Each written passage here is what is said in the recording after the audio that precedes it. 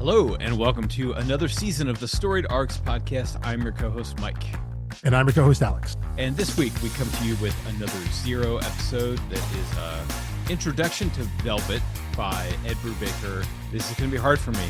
I instinctively almost say Sean Phillips every time I say Ed Brubaker because of the iconic duo. I already covered that. It's Ed Brubaker, Steve Epting, and with Brett Weiser on color. Yeah, this is so.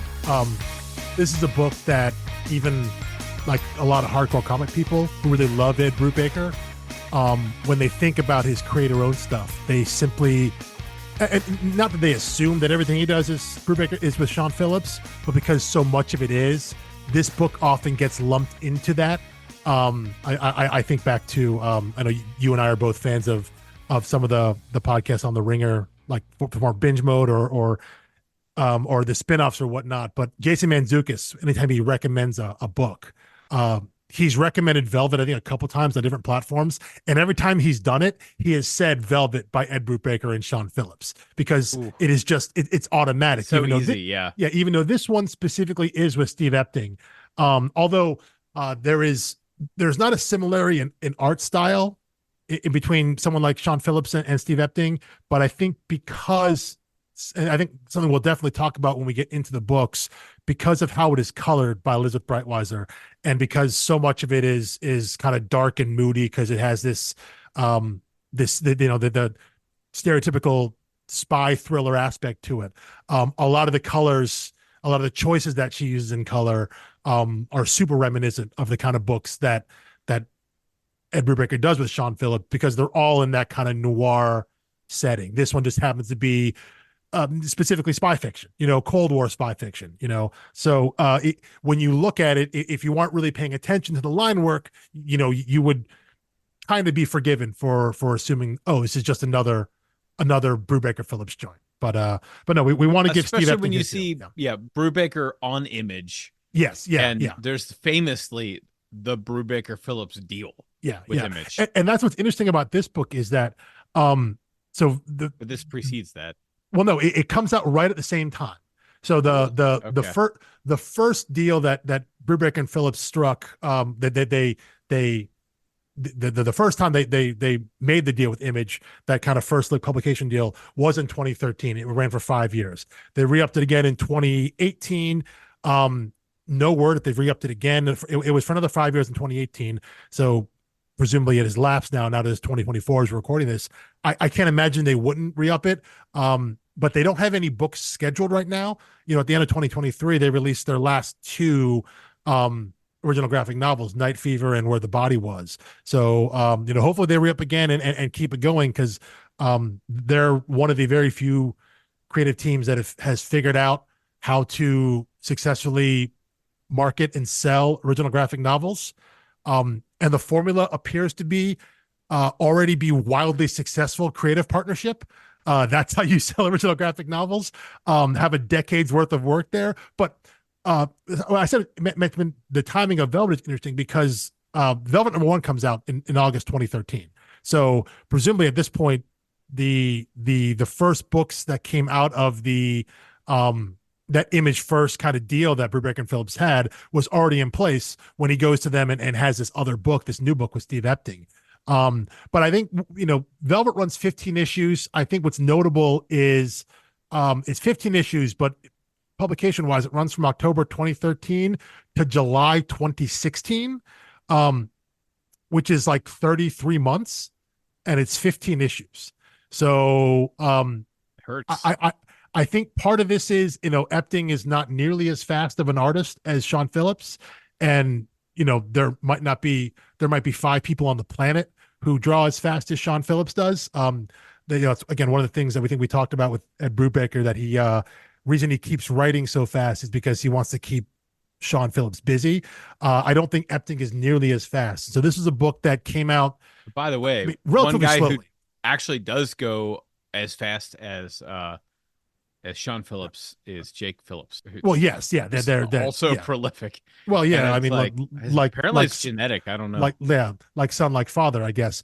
But it said 15 issues over 33. I mean, that's we're talking about less than every other month, and a lot of the books, maybe they came out back to back months, and there was like a 2 month gap, and then a 1 month gap, and like so that there was it was kind of variable in terms of how it was coming out, which is a little frustrating. But it eventually came out, all 15 issues at the time, and one thing we'll get to when we get to volume 3, and this is a minor spoiler, I guess, is that the story doesn't wrap up nice and end. It doesn't end nicely. There's no conclusive end. It ends the story arc. It ends that story you're reading. But and it's not like the kind of story that wraps up and it's like, well, and then it's set up for future adventures. Like there are still things left unsaid with this book. And, for whatever reason, they never returned to it, never got back to it, didn't have time, whatever it was. But, it's the kind of thing that you would almost expect. Like after you read 15, after you read the end of volume 3, you're like, okay, well, what's next? Like when's the next story coming? And, at this point we'll be coming up on, 6.5 years since that last issue came out, probably not coming back at this point. So, it is what it is. It is, you get 3 stories, 3 story arcs, 3 volumes apiece, which is how we'll be covering it, right? We'll be covering it one right. Trade volume a week. So 5 issues at a time. I got to say though, real quick, so I mentioned that, Velvet is it's in the vein of those kind of Cold War spy thrillers. So you want to think about Man from U.N.C.L.E., James Bond, all those kinds of things, and the story arc names, the volume names are I think these are fantastic. So volume 1 is called Before the Living End. Volume 2, The Secret Lives of Dead Men. Volume 3, The Men Who Stole the World. I mean, like those are great. Those are right great out of Ian Fleming's personal diary. Yeah, those are great pulp kind of titles or subtitles, whatever we want to call them. They're fantastic. They're super evocative and they're great. So yeah, we're covering the volumes one at a time. There is also a deluxe hardcover that collects all 15 issues. It's very beautiful, very nice. So in terms of where you may, how you may read this book, whether that's available digitally or I have not checked places like Hoopla and things like that in terms of what's available digitally. But if it's a deluxe hardcover, you can get it all with one borrow. Great. Like I said, we'll be going 1 trade at a time. So if you have the deluxe hardcover, week 1, issue 1 through 5, week 2 will be 6 through 10, and then week 3 finishing up 11 through 15. So pretty much easy to go there. So yeah, that's how you can read it. That's where it is. And no, I'm really looking forward to this book here, because I know, well before Mike, you and I ever started recording or even really kind of were friends and knew each other, one of the early things I think I did know about you was kind of a shared love and a shared appreciation for James Bond. Yes, I have. Yeah. I like, honestly, one of my like big entry points into comics and reading non-Big 2 comics was a friend of mine sent me a picture of the cover of I'm trying to remember the name of it now. It was like I want to say 2014 James Bond book from Dynamite. Was that the relaunch? Because that was about when they relaunched, when right. Dynamite acquired the property. The very first one with like the trail of bloody footsteps. Yeah. And the art in it is stunning. And I like didn't know what it was. Like, my friend texted me a picture. I walked to my comic shop, held up my phone. I was like, I want this. And they're like, we got you, buddy. What is it? Warren Ellis. Yes, that's right. I'm trying to think of what that was first called. Vargar, it was called VAGR or something. Yeah, Vargar. Yeah, that sounds about right. Yeah. So that was when Dynamite. That's 2018. No, it couldn't have been 2016, maybe 15 or 16. 15. It had to be 15. Yes, that sounds about right. Yeah. Yeah. And that was Jason Masters' art, and the Dom Reardon did the covers. Yeah. And I stand by those. I like those. Oh, I have read. Unsurprisingly, I have read every single James Bond comic that Diamond Knight has put out since that. I probably got onto that James Bond, we'll call it the relaunch or new series, I guess, from Dynamite. I read that first arc in trade, Vargar. And it is a little frustrating with how Dynamite treats James Bond a little bit. Every time there's a new creative team, they bring on it's a new number 1. And maybe it goes 6 issues, maybe it goes 12, Dynamite's whatever. Hard to follow, yeah. So it is tough to follow. But I have absolutely read them all. I think they're But they're I like think they're largely really fantastic. non-sequential, kind of like the movies. I mean, you can Oh yeah, if you yeah, pick yeah, up Varger as a trade, yeah. you don't need to read, whatever came next after Yeah, it, even though I think that was like a 1 through 5 and there was a 6 through 10 that 12, I was, think. Yeah, well, 6 through 12 that was a different story. yeah. But I think those the Warren Ellis one. I think those were um they were connected because it was the same writer there. But that a lot of it is like I think there's some stuff that like if you haven't read, maybe you'd misunderstand, maybe what we question. Like I think at one point Felix Leiter gets a prosthetic arm because I think he loses his And he gets arm. his own series, like 6 issues. Yeah, yeah. So there's so if you jump in and you see like why does Felix have a metal arm? It doesn't like Doesn't that's prohibit you from like exactly yeah. him That's not gonna flipping throw to the you off next the page. book. But Yeah, yeah, yeah, yeah. but like But the it completionist would want to know like yes, what was the yes, order yes. to read this in. Exactly. So Yeah, yeah. anyway, all that to say, yes, I own original prints of like all of the Ian Fleming paperback All right. books. Yeah. Have read all those, seen every movie, obviously. Favorite Bond? Movie Bond? Okay, well, I know what the right answer is, No, no, no, no, no. but I Give have to your go answer. with my heart answer, and it is Daniel Craig because of the quality of those films and the way they have modernized the character. A most unpopular answer is that I am a huge fan of the Timothy Dalton movies. I really wanted more of those. Well, Like it's very hard to beat Sean Connery except for like the blatant misogyny dripping off of those movies. But and early also Roger some Moore, also some wild racism too. oh yeah, I Like mean you only that live twice. Yeah. oh my gosh, yeah. Not great. Not great. Yeah. I Yeah. loved Roger Moore's like tongue-in-cheek approach to the character. But he eventually got like way too old to still be doing it. Well, so And did so it's Connery at hard. the end. Oh yeah, Like, yeah, but yeah. by the time he comes Especially back, by the time he came back, it was too yeah, much. yeah, But yeah.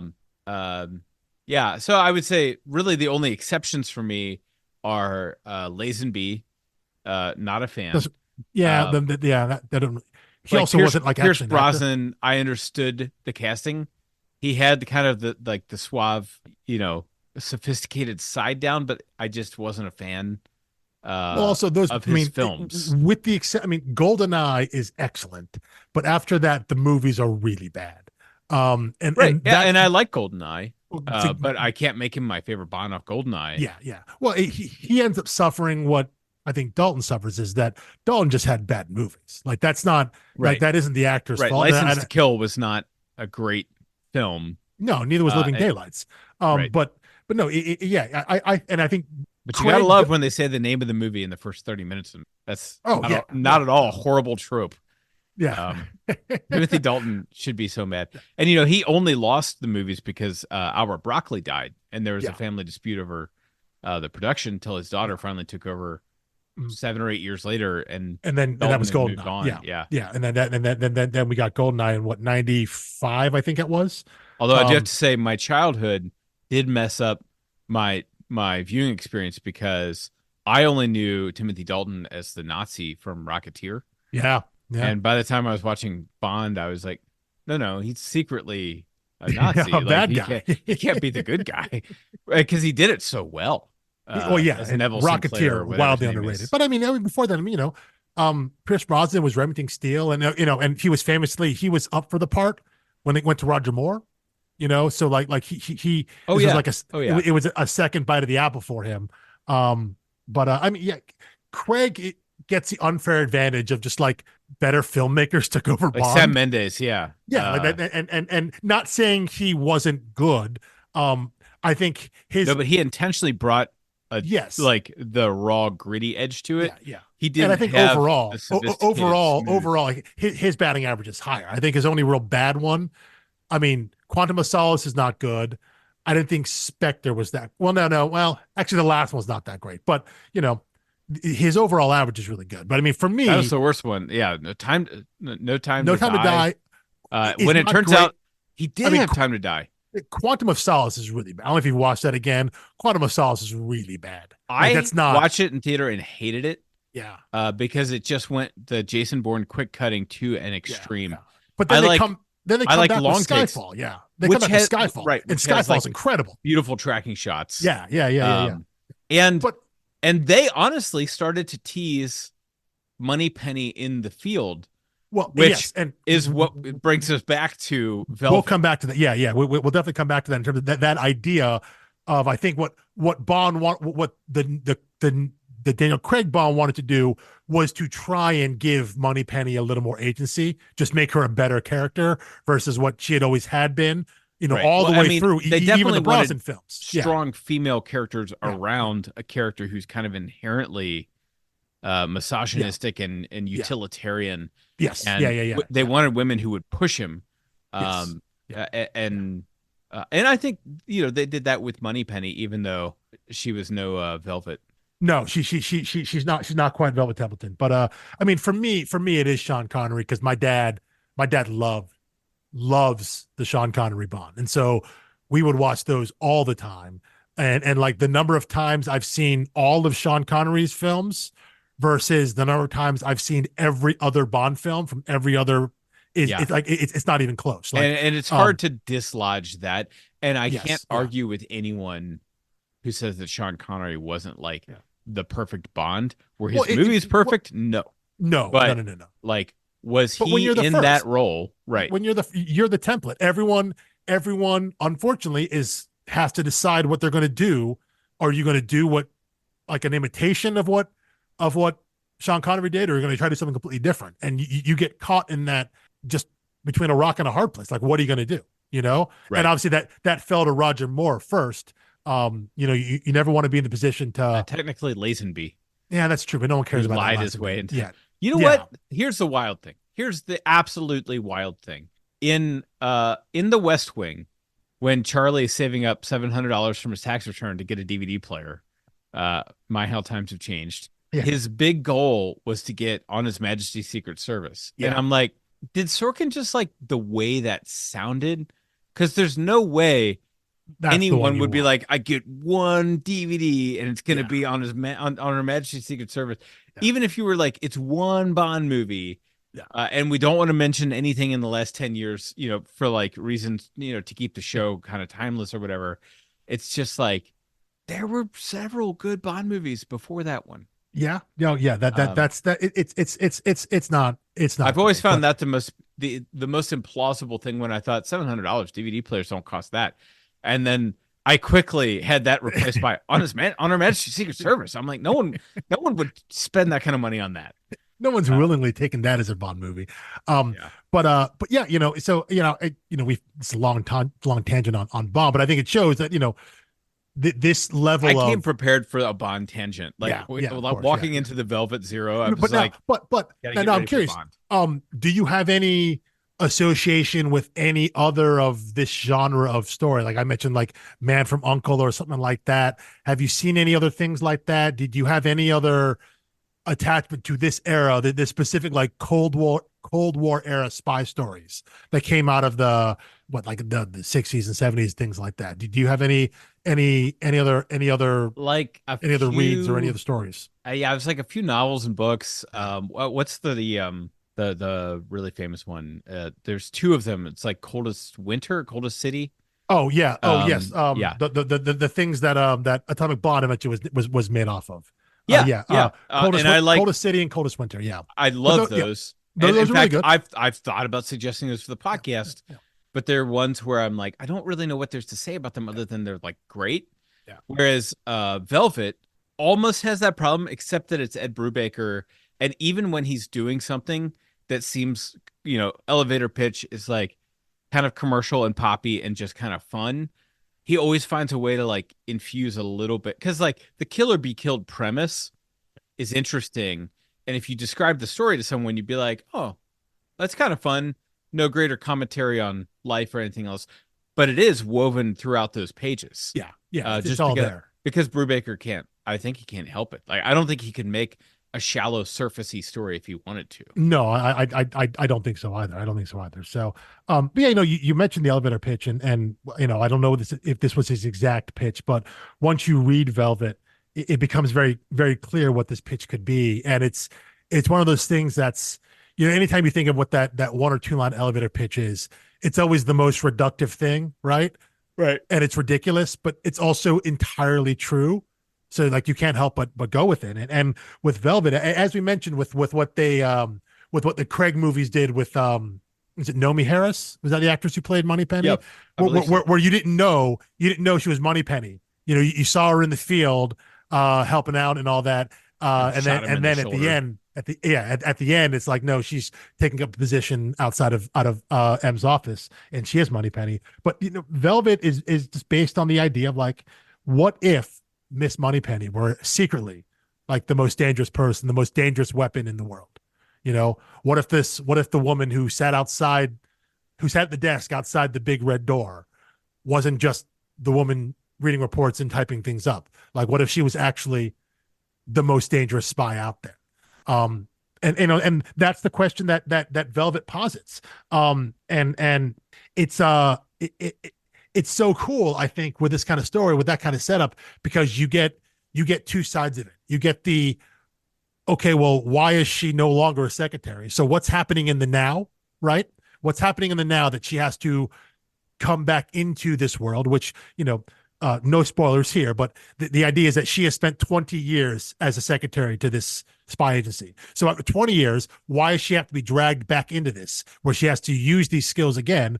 But then there's also the backstory of, well, why did she stop being a spy?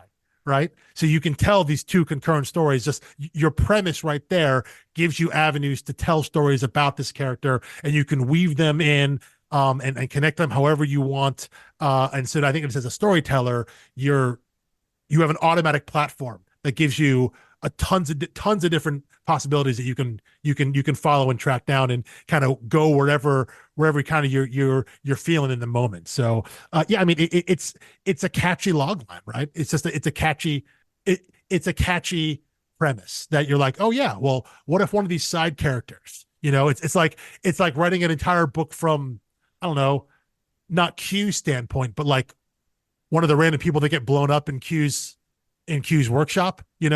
Right. It's like taking one of the side characters in that's always omnipresent in all of these spy stories, but it's not James Bond. It's not the main spy, the quote unquote hero. It's, what's the story of the other people that work there? Who are those people? And so yeah, that's what Velvet posits and what it explores. Yeah. By the way, I'm not making a pledge like I did for Killer Be Killed, but I have not finished Velvet. Sure. I read the first trade and then I bought the rest, and they've been sitting on my shelf, and I knew that eventually we were going to cover it. So I was like, yeah, let's, like, first of all, it's Brubaker. I don't have to finish reading it to know that it's good and I want to talk about it. Secondly, you've recommended it, which I've never gone astray from an Alex recommendation. Do my best. So, and again, I think this is specifically because it's in that spy fiction genre. It's something that I already know that you like, and right. Well, now this is the kind of story that about... appeals. It appeals to anyone. Like, if you like James Bond movies for whatever reason, whatever parts of that you like, you will find something in Velvet that you're going to glom onto. Whatever aspect is it, whether it's the conspiracy aspect, whether it's the tech aspect, whether it's just the mystery of the story, the colorful cast of characters, things like that. Again, I'll take it one further. If your favorite MCU movie is Winter Soldier, and it should be, this is probably the indie book for you. Well, yeah, we can get into that. There are obvious reasons. Well, yeah, we're definitely going to get into that. Yeah, there are obvious reasons for that. You had asked me what else other than Bond I was into that was in this genre. What about you? Yeah, the really Man from U.N.C.L.E. you mentioned a couple times. Yeah, Man from U.N.C.L.E. I've seen some of. It wasn't something big I've grown up with. That's something I've come back to, and seen a little bit of. Yeah, there isn't a whole lot because it was always Bond. But when you mention Coldest City and Coldest Winter, I realized that's because that's a contemporary book, much like Velvet. It's more of a contemporary book that's set back in, that's not quite, those books are set in the 80s near the fall of the Berlin Wall and the Soviet Union. But I've read more stories like that where they're written in the past. They're contemporary stories that are looking back on that now versus the stuff that was kind of written in the moment, like the Ian Fleming stuff like that. But yeah, and I've read a number of the Ian Fleming Bond books way back in the day, and alongside of Dynamite's reimagining, or whatever we're going to call it, with James Bond. They have done two straight adaptations of Ian Fleming novels. They have done Casino Royale and You Only Live Twice. I can't remember now. But they've done two books that are straight adaptations of the novels that Right. not connected to their ongoing James Bond universe, which is set in modern times. They just did straight adaptations, graphic novel adaptations, and those are really cool too. Those are really cool and really fun to read.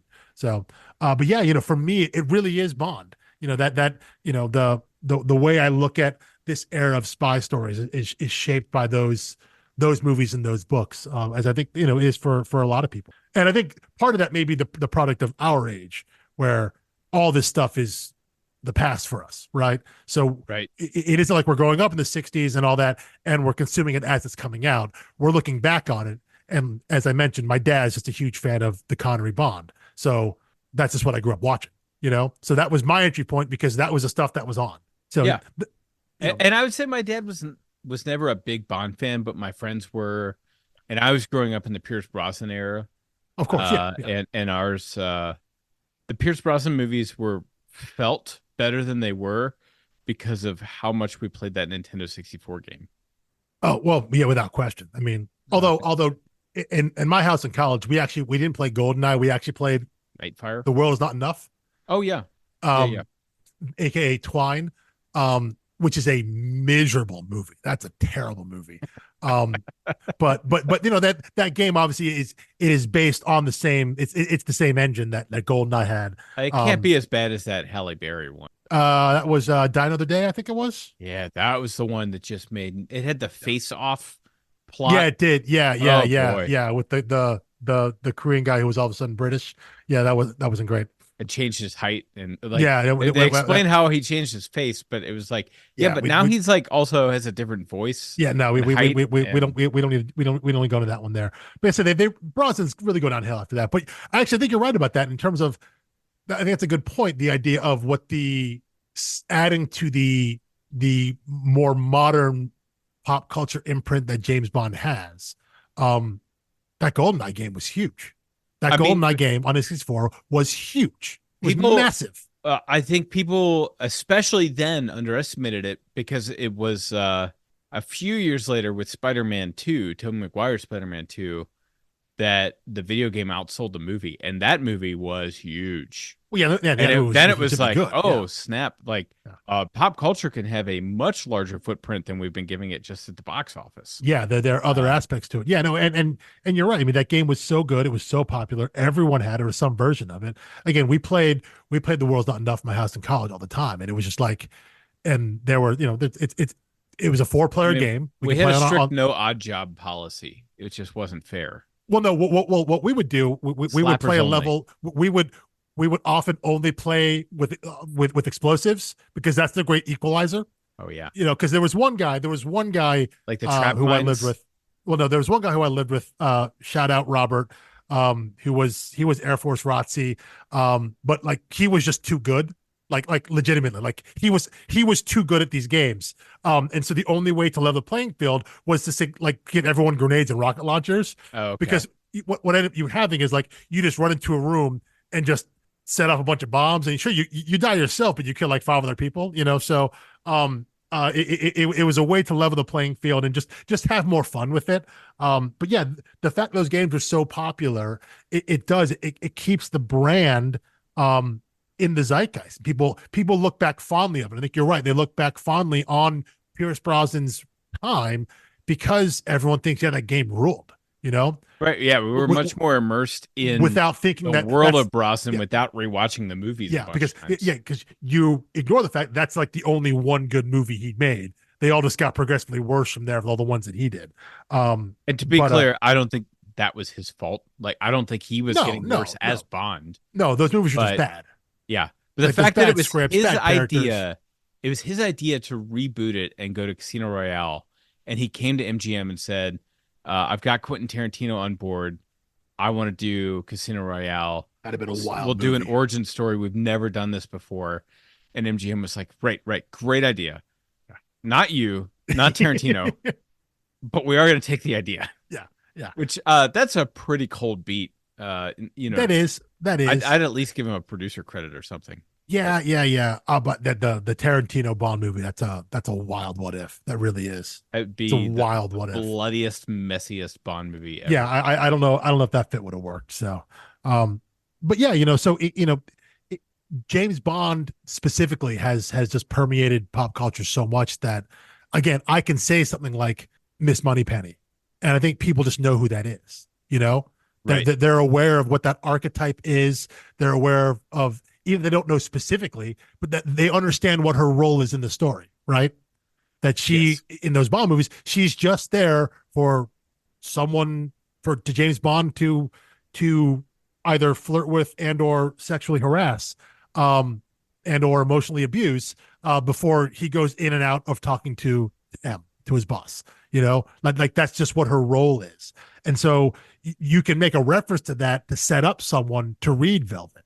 Like what if that character was actually so much more and actually potentially even beyond the agent that James Bond is, you know, and it's what makes for it. It's that idea of this book existing in a world where the assumption is people picking it up already have that level of pop culture awareness, right? Right. They Yeah. have And I they, don't they, think have, they have a certain you they're don't almost even need to have you, seen a you, particular movie. exactly. So you don't, because they're not referencing anything specifically. You just have to have the general idea. You have to have the aura of what James Bond is as a story, as a character, as a universe.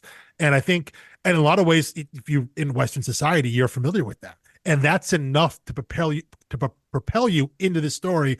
Where when they start leaning on some of these spy story tropes, like they're just there, whether it's in a James Bond movie or in a spoof of a James Bond movie or a spoof of a spoof or anything like that. There are obvious story tropes that they use because that's what you do when you tell a spy story. It just they put their spin on it, but they are in a way reliant on people having an awareness of this, at least like a conversational awareness about it. It's not a specificity about it, but you don't need that specificity because, again, you're right. They're not referencing a specific movie or a specific story. It's just the idea, the larger idea, the platonic idea of what a James Bond spy story is. They're assuming you know that, and if you do, you're good to go to jump in and read Velvet and not feel like you've missed the boat on anything.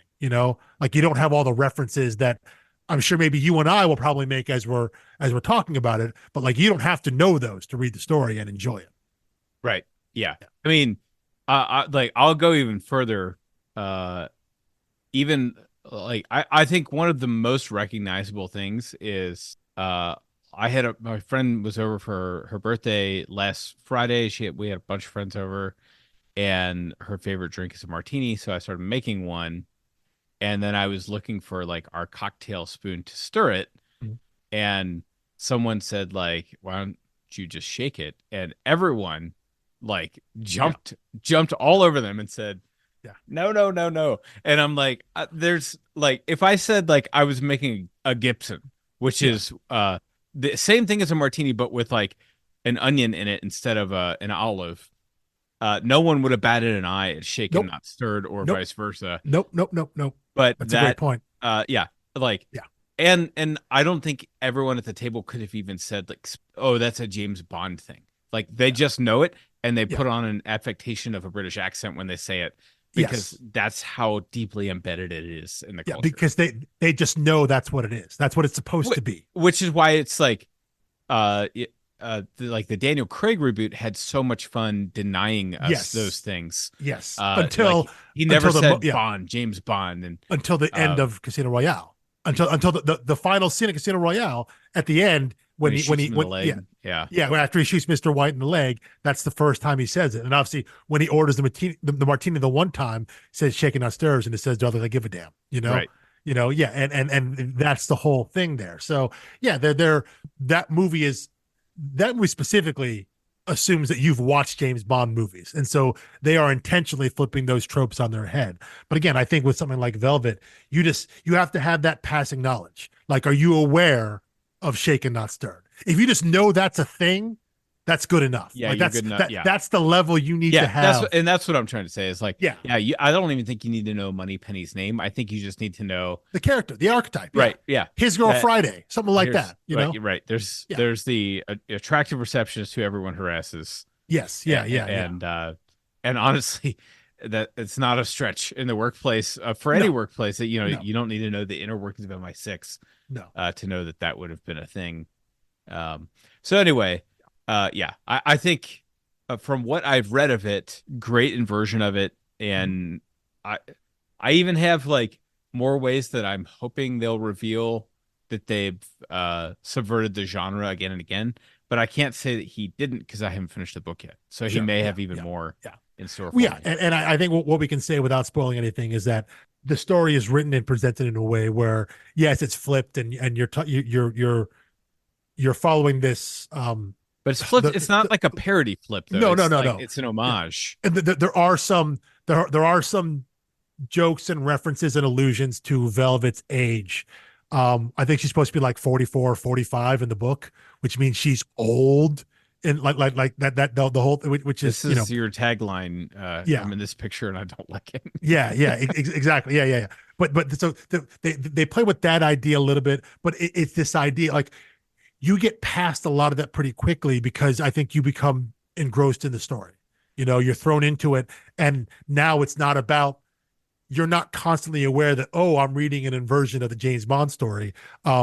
That's pretty early on, like the initial like first issue really, and then you're kind of thrown into the action, and then I think that starts to dissipate because you become enraptured by the story. You know, the larger world, as it starts to open up to both the reader and to the character and to Velvet herself, when she starts seeing what she's involved in and what's going on, you just become a prisoner of the moment in the story, and so you're not even thinking about a lot of ways like, oh yeah, this is just like a gender flip James Bond, or isn't it clever how they switch these things up here? I think when you're reading it, especially the first time, you're just in it, you're in the story, and I think that's a testament to what Brubaker and Epting do as storytellers, that you just become engrossed in it. You're just there, you know. And I think that's actually true. That was true for me. We'll transition here into talking about those two. That was true for me, I think, when I first read their Winter Soldier arc, which was we mentioned that back we did Kill or Be Killed a little bit when we talked about Ed Brubaker. We're not going to spend much time on Brubaker now. If you want to go back and listen to our breakdown of Brubaker's career, go back to the that Kill or Be Killed. We'll link to that. We'll link to that. Yeah. Also in that, we talked about Elizabeth Breitweiser, the colorist. Her work with Sean Phillips and Brubaker and a lot of those books. So we're not going to touch on her as well here. Both of them we covered pretty thoroughly the last time. But what I was saying about Winter Soldier and the Winter Soldier, Bucky Barnes, the Winter Soldier, is one of those characters and one of those things that for as storied as careers as both Ed Brubaker and Steve Epting have had and will continue to have, hopefully for a long time, that's a first sentence or first paragraph obituary character.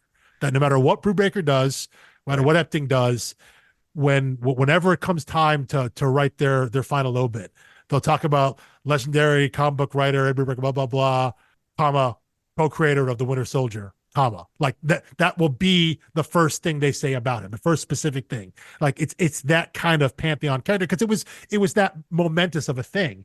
There was a saying, and maybe I mentioned this when we talked about Brubaker the first time, that the saying was, nobody stays dead in comics except Uncle Ben, Bucky Barnes, and Jason Todd. And when Brubaker and Epting brought back Bucky in 2004, that was the same year that Judd Winnick over at DC brought back Jason Todd. So and you said both. Uncle Ben came back the same year. Uncle Ben came back the same year, but that was a clone version, an alternate reality version. So Uncle Ben is actually still dead. We'll give it to him on in 616. Yeah, proper in the 616 proper. The Uncle Ben that died in the early pages of the original Amazing Spider-Man is still dead. There are versions of Uncle Ben, but that Peter Parker in 616, his Uncle Ben is still dead. So that there's one for that one. But the Bucky Barnes Winter Soldier, that was the Bucky Barnes that died. Jason Todd, like those are the actual characters brought back.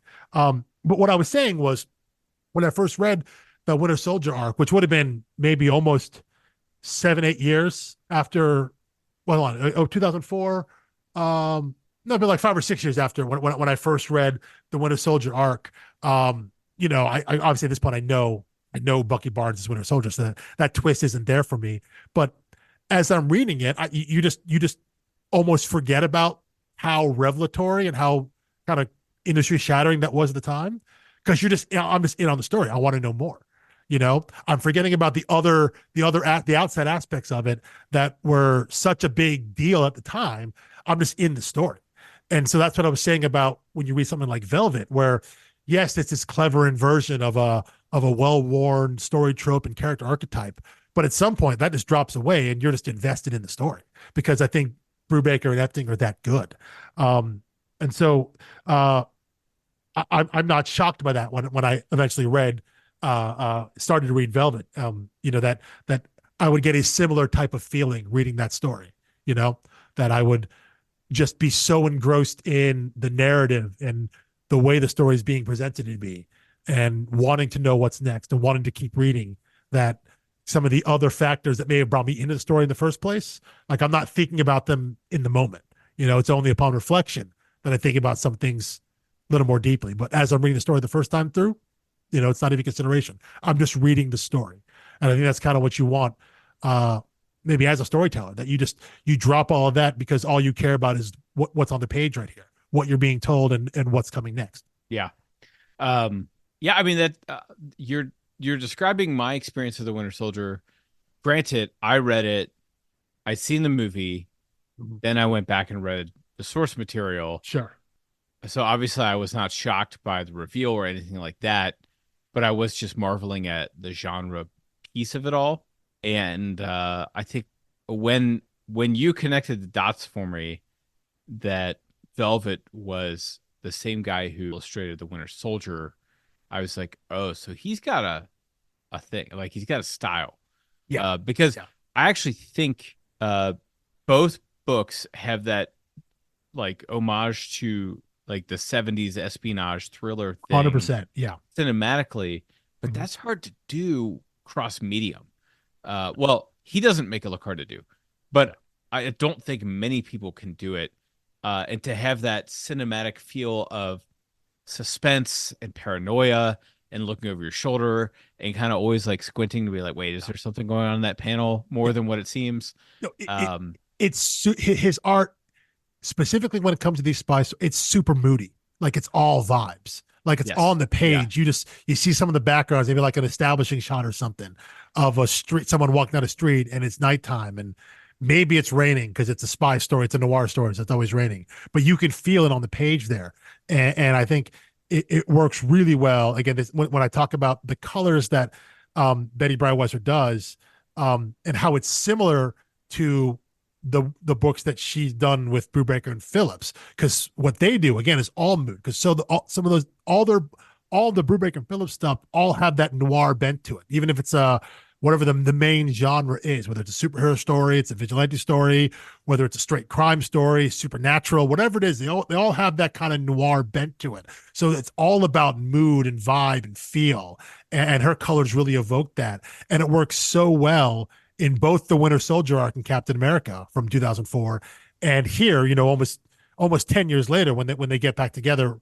I guess it's actually the third time that Brubaker and Epting worked together. They did a book called The Marvels Project in between, which is really cool. It's kind of a spiritual sequel to Marvels, which is one of the great kind of miniseries that Marvel ever did, by Kurt Busiek and Alex Ross. It's kind of looking back at the origins of the Marvel heroes in the Marvel universe. So the Marvel Project was their follow up to Captain America, and I think it was working on that when Brubaker brought this idea to Epting, the idea for Velvet. And I think there's a letter in the back of issue 1 of Velvet where he said that Epting's response was something on the order of either I have to draw that or I need to draw that. It was one of those two. And so, that's where this book was then birthed. So after having worked together on a couple of things at Marvel, then moving on and doing this book, an idea that I think Ed Brubaker had in his head for a while, before he finally actually got to write it. So, but yeah, there is that moodiness to it that I'm not saying it doesn't come across, because I mean he's done a ton of work, mostly at Marvel. He did a lot of Marvel work randomly in the 90s, some Avengers runs, some random X books, X Office books. He did issues, a fair number of issues of Fantastic Four and FF, Future Foundation with Jonathan Hickman, in when he was writing kind of early aught stuff again around this time, moving to kind of being, I don't know, like a staff artist, whatever, doing a lot of random stuff at Marvel, and then kind of getting a big name on books. Like, when he was on Captain America, when him and Brubaker did that, Epting was a name people knew, and I believe that was Ed Brubaker's Marvel debut. I don't know if I mentioned that last time. I think you did, yeah. So he comes in out of the gate, big time writer. People know, I mean, if you know Brubaker, you know him from at the time probably working at DC and whatnot. And he comes in with this Winter Soldier storyline and shakes up Captain America and kind of the Marvel universe. And so after spending time working as an artist, random things in Marvel, that Epting kind of gets his name out there, and he gets these books like the Captain America run, like the Marvels Project, things like that. He also has some kind of random DC work, little more so, a little more recently. I think he has some older stuff where he did some runs on like Superman and Aquaman. I think those were all like pre New 52 stuff, so like pre 2011, post Rebirth, which is 2016. I think he has a little more. He did a little run on Action Comics at that time. He did the initial issues of Batwoman Rebirth, which was co-written by Marguerite Bennett and James Tynion IV. I think he did the Rebirth one shot, and then I think he did the first 4 or 5 issues of that series, did the interiors on that. Also notably at DC, just a couple years ago, do you remember the Year of the Villain stuff they were doing? That was like 2020. It kind of got swallowed by COVID. I was gonna say I mostly sat that one out. But yeah, it wasn't. I do remember great. that banner across the top of everything. Yeah. They had months. they had like the Aztec covers and things like that. It wasn't great, but there was a mini series as part of that event called Hell Arisen, which was, again, that was written by James Tynion IV, with interior art by Epting, and that was notable. It was a 4-issue miniseries. It was notable because it was, I think, the second cameo appearance of Punchline, which was one of the characters that Tynion created during his Batman run. That they kind of tried to market. They tried really hard to market as like the new Harley Quinn, because Harley had gone off from being a bad guy to an anti-hero to like a straight hero now, pretty much. And they kind of retconned her origin to give her a little more agency. And so Tynion created this character Punchline, who was just like straight evil. Like her whole thing was like, yes, I totally chose to be evil. I wasn't tricked into it. I wasn't duped into it. I wasn't emotionally manipulated into it. She's like, no, I'm just an evil person. I want to follow the Joker. And so when she debuted, there was mass speculation on all of her appearances. She had a cameo appearance in an issue of Batman a few weeks before, 89, and then this, I think. yeah, and then this Hell Arisen, it was number 3, like sold out immediately. Like almost every comic shop kept that book behind the counter, and you had to ask for it specifically, and they'd only give you one. Like almost like I know our shop did. A couple other shops in the area had that because it became a huge speculator book, because it was her second cameo appearance, which is, that shows you how ridiculous some of the comic speculator market is. But that was an issue that Tynion, sorry, that Epting had done interiors on, and in the last few years he's I don't know, maybe it's a personal choice or whatnot. He's done a lot less interiors. He still does a lot of covers, a lot of variant covers. You'll still see his name on a lot of things, doing main covers and variants. A couple years ago, he did do a book with Garth Ennis over at TKO called Sarah, which is a pretty cool book. I think it was 5 issues. TKO had this. It was like the standard TKO thing, right? We had like, yeah, it where came it out was in the slip cover and then trade all the same days. You get the single issues, right, or you get the trade at the same time. But it was a pretty cool book. Again, it was called Sarah. It was about a group of Russian snipers, female Russian snipers, in World War II, killing Nazis. So it was a pretty cool book. But again, it's TKO, so it's a weird drop and weird business model that I still don't really understand. The latest thing that he just did that I didn't even know about, I came upon it like randomly, is this book called Telepaths. he did it with J. Michael Straczynski over at AWA. And we talked about AWA artists, writers, and artisans a little bit when we did Not All Robots, Yeah. with Mark Russell and Mike Deodato. And Straczynski, the creator of Babylon 5 and legendary comic writer, a lot of Amazing Spider-Man stuff and Thor stuff. Writing Captain America. Yes, back on Captain America. Yeah. But he was big in AWA. He has this whole kind of universe over there of connected stories. And he wrote this book. It's called Telepaths that Epting did the art on. This was just a couple years ago, end of 2021, I believe, into 2022. With a pretty neat concept. There's like an electromagnetic flare disruption hits the Earth, and 10% of the Earth's population suddenly gain telepathic powers. So it's a little bit of kind of the mutant metaphor that we see in X-Men of like, well, now can we trust our neighbors? Like, are you reading my mind right now? Like, do you have to disclose that you're a telepath now? And what that kind of is, do you have an obligation to tell people? Can you work in certain jobs if you're a telepath? Things like that. So it was an interesting book. But I think that's really the last thing he's done like regular interiors on. And that was like a 5-issue, maybe 6-issue miniseries. And like I said, he hasn't done much interior since then. You look at his credits now, it's reprints and it's a lot of covers, a lot of variants and things like that. So maybe it's just, he's at a point in his career where he doesn't want the grind of doing long runs. And that makes sense to me. And, you get to a point where you don't want to keep doing that and hit those deadlines, but he doesn't really have much in terms of interior art coming out. But, he's at a point now when, because he does so little and so infrequently interior art, if I see something on there, like I said, I didn't know anything about telepaths, but I saw the book, I saw the credits. I was like, well, I got to read this. Straczynski and Epting, I got to check it out simply because of that. So if I see his name on something now, something I'll jump on because, he's just, it's more and more of a rarity now. He was still working pretty regularly up to about 5-6 years ago. And now it's just a few things here and there. So, yeah, I'd love to see more it from him. Seems like his variant covers have gone up a bit. Yeah. But they're like, a lot of them are incentive covers too. Yes, I was gonna say a lot of them are incentive covers. So like the 1 in 25, 100, Cobra, exactly. Commander, and Duke, and like that. So which Josh are really Williamson cool. I actually wanted to get him. those for the new GI Joe books at Skybound. You mentioned the Cobra, Commander, and Duke. I saw those.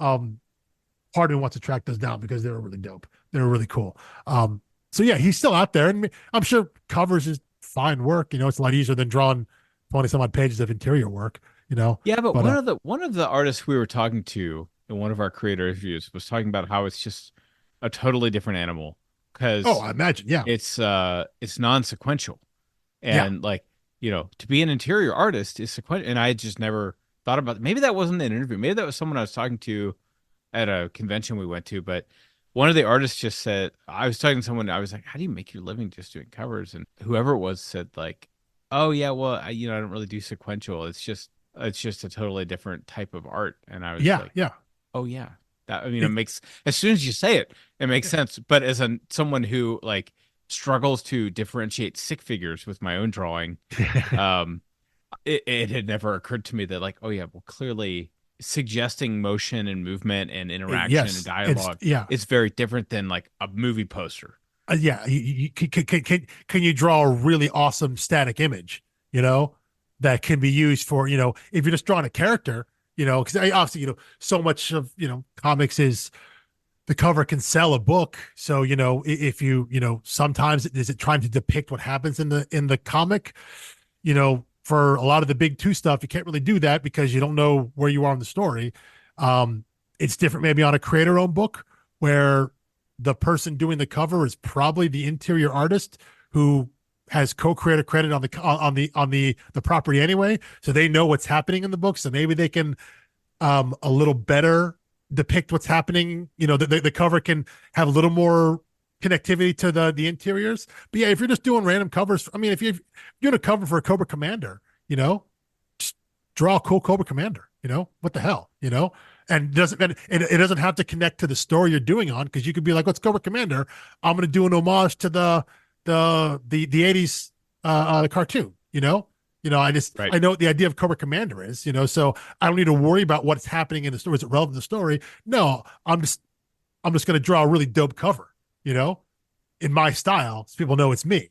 So I'm sure on some level for some people it's a lot easier to do, Yeah. because there are plenty of artists that just do covers, that's all they do because they can draw really awesome pinups of a multitude of characters. Yeah. To And me, it just seems like the most stressful hand to mouth way to live. But yeah, yeah, I yeah. think once you've made it, you've made it. Well, yeah, And exactly. And I think for someone like Steve Epting, who's had this long career, people know him, people recognize his name, you can do it. Or if there's someone who's made a name for it, you got to hustle for it. And I'm thinking of someone like Archer, Stanley Lau, yeah, who is one of the most popular cover artists. I'm sure it wasn't easy, but he's gotten to the point now where like he can do a cover for anything and it'll sell because people just want his stuff. Someone like Jenny Frison, whether it's a main cover or a variant cover, I'm sure it's not the easiest game, but if you are get to a point where you're successful enough where, people are going to want your book regardless of what it is because they're going to buy you, you're the draw, not the book, especially for a variant cover. I'm sure it can be a way to be sustainable. And yeah, for someone like Steve Epting, who's had a long career, maybe it's a lot easier that way for him at this time. So, but again, I always want to see people who have done interiors continue to do them because I love the art. I love when it comes to Epting specifically, and we'll definitely talk about this when we get into the book. I'm a big fan of his character work. I'm a big fan of the way he draws character faces and expressions. There's kind of a borderline, like, is he doing photo? Like, is he for the actual like for some of the pinups and the covers and things like that? There is a level of photorealism that he goes for, and if you look at the covers for Velvet and whatnot, there's a different style there versus I think some of the interior work. But there's a level of realism that's not like uncanny photorealism. If right. you kind of what I'm saying there. Yes, yeah. No, I mean Versus when you because no offense to Sean Phillips, because we're talking about Brubaker, you're looking at a drawing there. He's drawing, the way he draws faces. He's not trying to draw a anatomically perfect face. It's just it's a hand drawn face. But the way that Epting draws faces and draws characters, I'm really drawn to because it kind of straddles that line of like how realistic is, like it's almost like it's realistic enough, but I can still tell that it's a representation of a human face and all that. But I'm just a huge fan of his character work, and so yeah, I always want to see someone like that do more interior work, just so I can see more of their art. It's almost yeah. at some point it's immaterial. Like I don't know, like Telepaths could have been a terrible book. It was a fun read, but it could have been a terrible book. I wouldn't really cared at that point because it would like I can just flip to and take a look at all this beautiful artwork from Steve Epting, like that's enough for me to at least check it out. Sure. Yeah. And it's worth having a physical copy on the shelf to be able to flip through it. And Absolutely. Yeah. Or said for me, sometimes, just have pulled up digitally and I can just, flip through it, zoom in on panels, take a look at things, nice, decent, high quality scan, whatever it is. It's just so I can revel in that and just live in the artwork there and, revisit the story if I want to, but a lot of times it's just going back and taking a look at his character work and then his storytelling ability, which I think is fantastic. So yeah, that covers the book and Steve pretty well. Do you have any other notes for this? No, I guess we will mention the letter on this book, Chris Eliopoulos, Yes, right. longtime letterer, specifically at Marvel. He is someone that so much of the practically all lettering now is done on computers, with fonts and kind of databases and all that. You pick what you need to use and all that. And there's some really cool lettering stuff we'll get to in this book. But Eliopoulos is a guy that was lettering back in the day when it was all hand lettered, and was there as the industry transitioned into computer lettering. And I believe I read somewhere that when he was working at Marvel, he designed what became Marvel's their in-house fonts. Like he designed all of their in-house lettering unit that they end up using, which I think he was part of Virtual Calligraphy, which is Marvel's in-house lettering studio. So he was there kind of at the dawn of the move from hand lettering to computer lettering. But he was the note on him is he of all the several thousand books he's he's lettered. What you had a number for 2000 some odd? 2,890 or something. Yeah, It's like, come on, it's a man, lot when you've been just working do the for. last 110, get to 3,000. Yeah, There should be a gold plaque. yeah, at some point. But yeah, 30 some odd years in the industry. He's been doing this a long time. But for a long time, he continued to hand letter Savage Dragging, which is Eric Larson's book over at Image, one of the founding members of Image. He hand lettered that, I think, for the first like 100 issues, well beyond when the industry moved past hand lettering to computer lettering. He kept hand lettering it because that's what Eric Larson wanted. He liked the look of that. I believe it switched over eventually, but for the longest time he was still hand lettering that book, even though the industry had moved beyond that. Partially and thanks to him, like I said, him designing Marvel's in-house fonts. So he's someone that spans past that. It's kind of like we talked to Lee Lowridge about coloring comics, going from doing it by hand to doing it digitally. When you have guys that have been in the industry this long, 30 some odd years, you get that kind of institutional history, which is pretty cool. Eliopoulos is also he's also a cartoonist in his own right. I believe he's drawn and has drawn and continues to draw daily strips and web comics and things like that. So he has other things going on there, but said 30 plus years as a letterer. You pick up a Marvel book from the past 30 some odd years, and especially in the 90s, early aughts, something like that, there's a good chance you're going to see his name on it. So Yeah. Yeah. And it's one of those names where the first time you pay attention to him, you'll start to see him more and more and more and more. And that's, of course, yeah. and the Steve Wands effect for me. Yeah. One of the top letters out there, Clayton Coles. He letters all of Tom King's books, big in DC and Marvel. You'll start seeing the same letters over and over again. Ariana Mehrer, Joe Caramagna. These are names that you'll just see, and once you recognize them, you all of a sudden you realize, hey, I've got like 85 books lettered by this person, and then you look at the publication date, you're like, wait a minute, how can one person letter all of these books? But letterers and colorists are like that. They take on a heavy load, and they're they just kind of keep the machine rolling, cranking out pages, cranking out deadlines. So, but yeah, Eliopoulos is great. And I said this book has some fun lettering stuff in ways maybe you maybe not would expect for kind of a more straightforward spy story. When we do something like The Unwritten, which has multiple literary and fantasy elements and things like that, you can do different things with lettering. We talked about, like, with you mentioned Steve Wands, and we talked about Descender and Ascender, the idea of humans, like different species, right? You have aliens, humans, robots. You can denote things differently with lettering. Here there are some subtle things just to differentiate who's thinking, who's talking, because everyone in here is human. This is a completely grounded story. This is not a no fantasy element, outside from the idea of super spies existing, and some of the borderline fantasy tech that spies have, outside of that, it's grounded in the real world. So seeing small differentiations in the lettering and the presentation of text is always a cool thing to see. Yeah. I'm super excited to dive back into it. And as I recall, pretty fast read, right? Yeah, because it has the spy story. This lends itself to that. That kind of it has a pulpiness to it. It has a natural propulsion in the story. You just want to keep reading. There's a mystery aspect, a conspiracy aspect. There are cliffhangers, of characters, and are they in a perilous situation or whatnot. So yeah, you want to keep reading because you want to know what happens next, because that's just the nature of these kind of stories. So yeah, it does go pretty quickly. With the story that I think once you're in it, you want to stay in it to the end. Yeah. And the last thing to mention is I don't think anyone will have any problem finding these. Obviously no. They're now, first issue's about 10 years old now, but like they're not valuable. So to speak. They're not speculative pieces, basically. No. Although I will say, you can get them at cover price, or I found almost all of them in the dollar bin. Yeah, I gave up. There were like two I couldn't find, not because they're rare, just because they're old.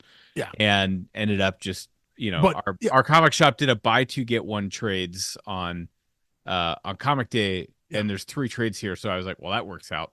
I'll Works buy out perfectly. buy Yeah, two get yeah, one, yeah. and I just Oh, got the whole. and those single issues that you don't have, it's not like you can't find them. It's just you haven't found them. That's just what it comes down to. No, You yeah, I like, mean, I yeah, could pay. I go to 9 places online and buy them, and they'd be here, but I don't yeah, want to pay shipping yeah. for a Or you cheap could go to book. 5 shops, and it's just a matter of, is that issue happen to be there? Yeah, no, Because right. It's not yeah, because of demand. So anyway, yeah, and yeah. if you can't buy them any of those ways, Barnes and Noble has them, your comic shop will have them, Mm. Hoopla has it, Yeah. at least in the Cincinnati library Yeah. system. They're available Um, digitally. You can get there. It's out there. I will say though, you mentioned about speculators. So the last thing I'll mention about the property is that back in 2017, it was optioned to be turned into a television show.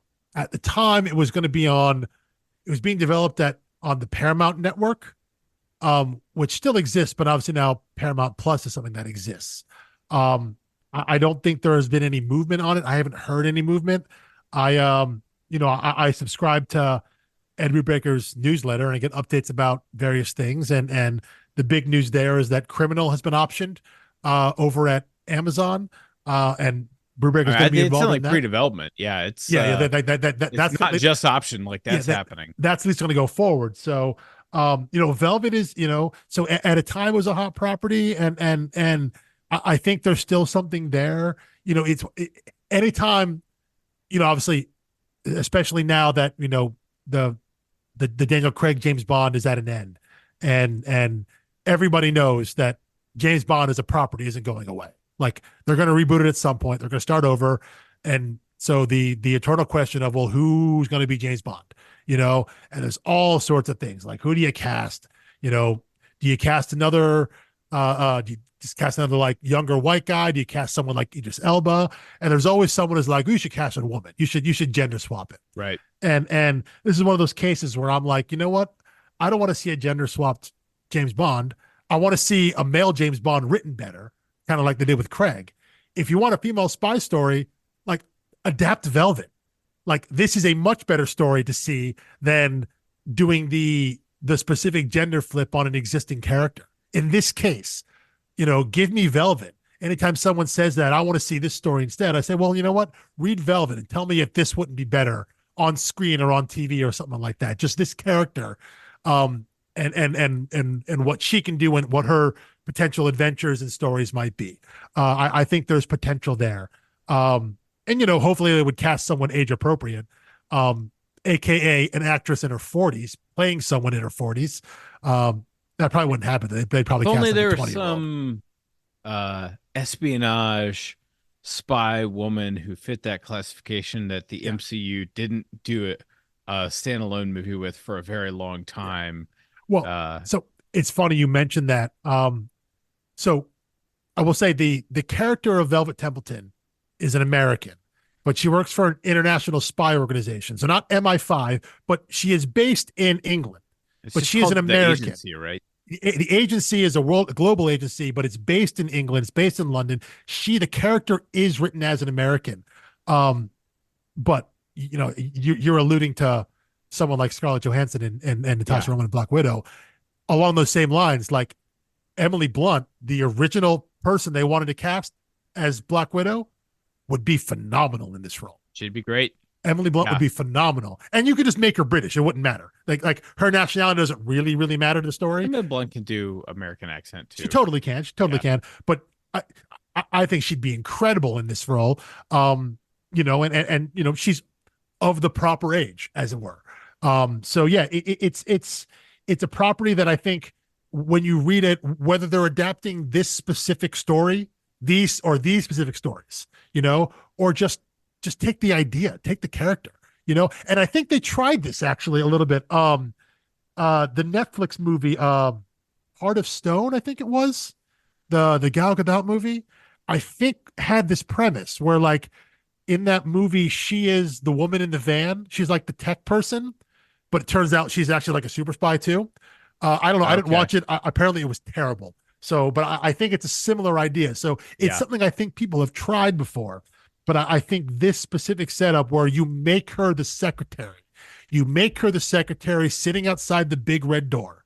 that you make her the Moneypenny character. People will automatically identify with that, and then you can pull the inversion on them. So I think it's something that would work wonderfully as a star vehicle for someone. So whether that's now would be like a prestige TV miniseries on one of the 9,000 streamers. So whether it's still at Paramount and would end up on Paramount Plus or something like that, or some other service if it were a TV show, or hell, if it were just made into a movie. I think it's an idea that could totally work.